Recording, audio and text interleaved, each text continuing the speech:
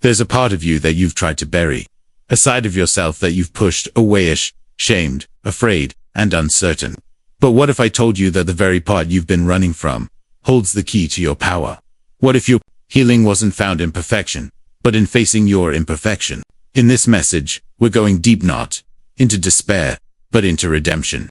Because it's in the darkest parts of the soul that the greatest light is born. If you've ever struggled with inner conflict, shame, anxiety, or the feeling that something inside you is fractured, then stay with me. What you're about to hear could change your life forever. Asterisk. There is a part of the human psyche that does not lie within the reach of conscious awareness, yet it influences every decision, every impulse, and every secret fear. This part of us is often overlooked, ignored, even despised. But it exists. It waits. It watches. It is what I have called the shadow, the hidden aspect of the self, formed from all that we repress, deny, or fail to integrate. The shadow is not evil by nature, but it is raw, misunderstood, and feared. And paradoxically, within it lies the gold of our potential. You see, we are not born whole. We are born with potential for wholeness. And to achieve that wholeness, we must undergo a process that is anything but easy. It is not comfort that makes a soul great, but confrontation. Not confrontation with the world outside, but with the world within. And the shadow, dark and frightening as it may seem, the very soil in which the self must be planted if it is to bear fruit. The modern mind, conditioned by the culture of appearances, is driven to display only what is admirable, polite, and pleasant. We are taught from childhood what is acceptable behavior. We are praised when we conform and punished subtly, or overtly when we deviate. And so we begin to hide. We hide our anger, because it is seen as weakness. We bury our sorrow, because vulnerability is shamed. We suppress our instincts, our desires, our doubts. These parts do not disappear. They sink below the threshold of consciousness. They become the shadow. But the shadow, while unconscious, is never inactive. What is repressed becomes distorted. What is ignored becomes reactive. It manifests in our relationships, in the patterns we repeat, in the masks we wear, in the unexplained anxiety we carry. We project the parts of ourselves we cannot bear to acknowledge onto others, blaming them, fearing them, hating them, not realizing that what we condemn is often what we've disowned in ourselves. The tyrant outside becomes the mirror of the tyrant within. This is why I have said, until you make the unconscious conscious, it will direct your life, and you will call it fate. To confront the shadow is not merely an exercise it's the first step toward liberation. The human soul cannot live freely while in denial of its own nature. A man who denies his aggression does not become gentle. He becomes passive-aggressive, manipulative, or cruel in disguise. A woman who buries her ambition does not become humble. She becomes resentful, bitter, or disconnected from her purpose. The shadow must be met with courage, not fear, and with compassion, not condemnation. Avoidance of the shadow leads to division. The psyche splits, and we begin to live in fragments. We construct a persona of false self that appears to be everything society wants us to be. And yet behind the persona, the repressed parts rage, mourn, and cry out for acknowledgement. This creates an unbearable tension. We feel like in our own skin. We become anxious, depressed, irritable. We cannot find peace because we have denied half of ourselves. This is not weakness. This is the soul's cry for integration. It is the ache of wholeness calling us back to our center. The division within us is not a moral failure. It is a signal, a call to explore the hidden chambers of the self and retrieve what has been lost. But we are afraid, and rightly so. For the shadow is not tame. It is wild. It contains the very things we have tried to run from: memories of failure, shame, guilt, fear, unfulfilled longing, repressed anger, and even the terrifying possibility of our own greatness. The shadow holds the truth, and truth is a dangerous thing for the ego. It threatens the identity we've worked so hard to build. It humbles us. It shows us that we are not who we thought we were. But this humiliation is sacred. It is the kind of descent that precedes true elevation. The descent into the shadow is like entering a dark forest at night. You don't know what you'll encounter. You may hear the cries of forgotten selves echoing from the trees. You may stumble upon your past in its most unrefined form. You may be tempted to turn back. But if you press on, something remarkable begins to happen. You begin to see. You begin to understand why you fear love, why you sabotage success, why you lash out or shut down. You begin to uncover the stories you inherited from parents, from culture, from trauma. You realize that you have not been living your life, been living the life expected of you, while the real you remains buried beneath the shadow. And with that realization comes a terrible responsibility. You must become conscious. You must choose to wake up. This awakening is not a singular event. It is a process, a spiral. Time and again, life will lead you back into the shadow. Through heartbreak, through failure, through moments of despair. These are not punishments. They are initiations. Opportunities to reclaim parts of yourself that were long forgotten. Darkness is not the absence of God. In many cases, it is where we find him. When all else is stripped away, when the false self falls apart, what remains is not emptiness, but essence. What remains is the eternal, the unbreakable core of your being, and it is often through the confrontation with our own darkness that we are purified. Fire refines gold. The soul is refined through struggle. The shadow, then, is not a curse. It is a teacher, a guide, a mirror. It shows us what we must face if we are to grow into the full stature of our humanity.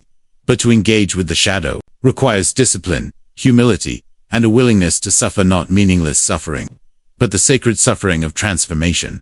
There is no moral value in pretending to be good. Goodness that comes from repression is brittle and often deceptive. True virtue is born from integration, from having faced your darkest impulses and choosing the light, not because it is easy, but because it is right. That choice becomes powerful only when it is made freely, from a place of full self-knowledge, and self-knowledge is impossible without shadow work. I have seen men who appear outwardly righteous, yet are slaves to their unseen impulses. I have met women who seem endlessly kind, yet carry unresolved rage beneath their smiles. I have spoken with leaders who inspire nations, but are tormented by a secret self they cannot face. The shadow spares no one, and it waits patiently until the day you are ready to meet it. We must learn to walk into our own darkness without fear of annihilation. For it is not the darkness that destroys us, it is the denial of it. That which you deny controls you. That which you face loses its power. The only way to transcend your darkness is to pass through it consciously, mindfully, prayerfully. And when you do, something begins to shift. You discover that within the shadow lies not only pain, but potential. The anger you repressed becomes fuel for justice. The sorrow you buried becomes empathy. The wildness you feared becomes creativity. The fear you ran from becomes wisdom. You are no longer a divided self, performing for the world. You are whole. You are grounded. You are real. You become capable of love, not as a fragile emotion, but as a courageous act. You can see the shadow in others without judgment, because you've faced it in yourself. You become trustworthy not because you have no darkness, but because you are not ruled by it. That is strength. That is maturity. That is the beginning of transformation. And still, we must remember, this is only the beginning. The shadow has many layers. Some are personal, some are collective, some are ancestral, some are deeply spiritual. As we descend into this sacred underworld, we find not only ourselves, we find humanity. We find our connection to all who suffer, all who fall, all who hope, and that recognition binds us, humbles us, and ultimately, it heals us.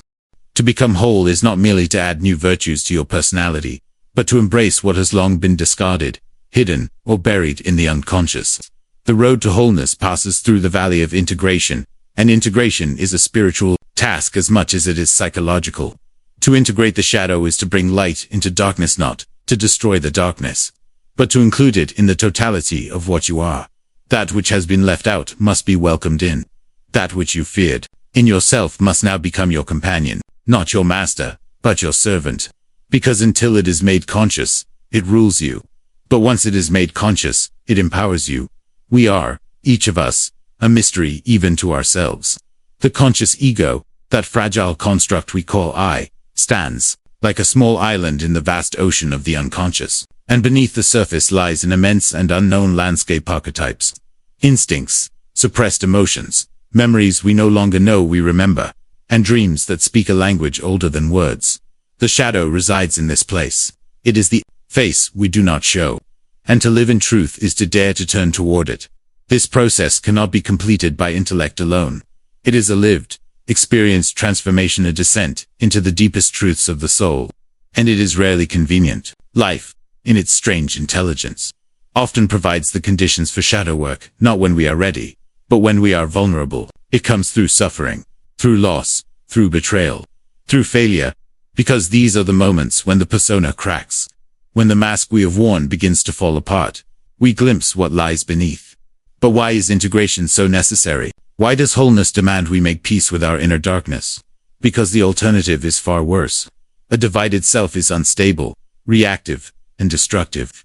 A divided society, made of divided individuals, becomes a breeding ground for projection and scapegoating. When you deny your shadow, you see it in others and condemn them. You hate in them what you are afraid of in yourself. The integration of the shadow is therefore not only a personal moral act, but a collective healing act.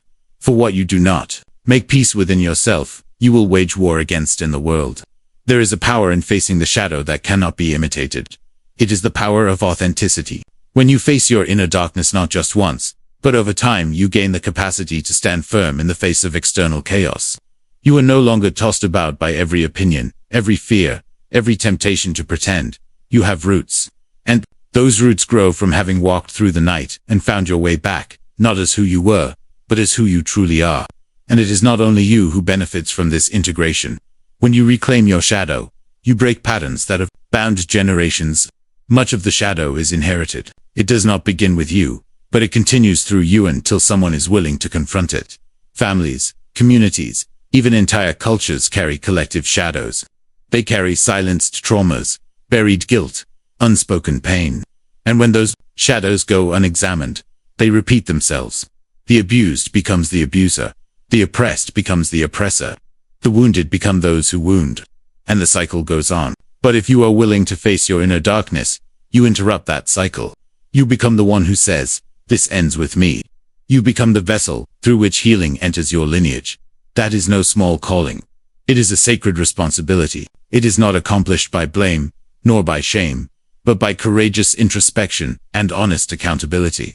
It is done not by condemning the past, but by illuminating it. When you do this, you do something holy. You walk into the depths and bring light. You name what was unnamed. You give voice to what was silenced. You offer compassion to what was neglected. And through this sacred work, you not only heal yourself, you heal those who came before you and those who will come after you. The shadow, when integrated, becomes a source of wisdom. It no longer stalks you from the dark. It stands beside you as an ally, a reminder of your strength and your humility. And let us not forget the spiritual truth that echoes through all of this, that the divine meets us not only in light, but in darkness. The religious mind often associates the sacred only with purity, only with ascent, only with heaven. But the soul knows otherwise. The soul knows that transformation is found in descent in death and rebirth, in descent into the unconscious, in descent into suffering. It is in these depths that we find the living God, not as an abstract idea, but as a presence that sustains us in the void. To meet God in the shadow is to realize that the sacred is not fragile, that the divine is not offended by your imperfection, that the holy is not only found in sunlight and stained glass, but in tears, in anguish, in wrestling with yourself through long, dark nights. The shadow is not devoid of divinity. It is a place awaiting redemption. It is a ground where the light must choose to enter. And the moment you allow yourself to be seen completely, even in your weakness, even in your shame, you make room for grace to descend. This is not theoretical. It is real. It is lived. It is the work of prayer, of meditation, of dialogue, of inner silence. It is the path of honest reflection. It is when you stop performing for God and start relating to God from the truest part of your being. No longer do you offer Him only your cleaned up self. You bring your wounds. You bring your rage. You bring your sorrow. And in that radical honesty, something opens. Not condemnation. Not rejection. But love. A fierce, compassionate, truth-telling love that changes everything. You begin to see yourself not as a failure to be fixed, but as a mystery to be understood. Not as a sinner to be shamed, but as a soul on a journey toward integration. You begin to understand that wholeness is not about becoming someone else. It's about recovering who you were always meant to be, beneath the layers of fear, guilt, and societal expectation. And the shadow, it becomes the doorway through which that rediscovery takes place. There is no path to maturity that does not pass through the shadow. There is no lasting peace that does not require a reckoning with your inner divisions. And there is no real love of self or others without first learning to love the parts of you that are most difficult to face. That is the challenge. That is the invitation. That is the beginning of inner alchemy. So when you find yourself lost, when life brings you to your knees, when the world no longer makes sense and the old answers fall away, do not panic, do not flee. Do not numb yourself with distraction or drown yourself in despair. Instead, listen, pay attention. Something sacred is taking place. You are being invited to descend. And in that descent, if you are honest, if you are patient, if you are brave, you will find a power that is not your own, a light that shines in the darkness. And the darkness has not overcome it.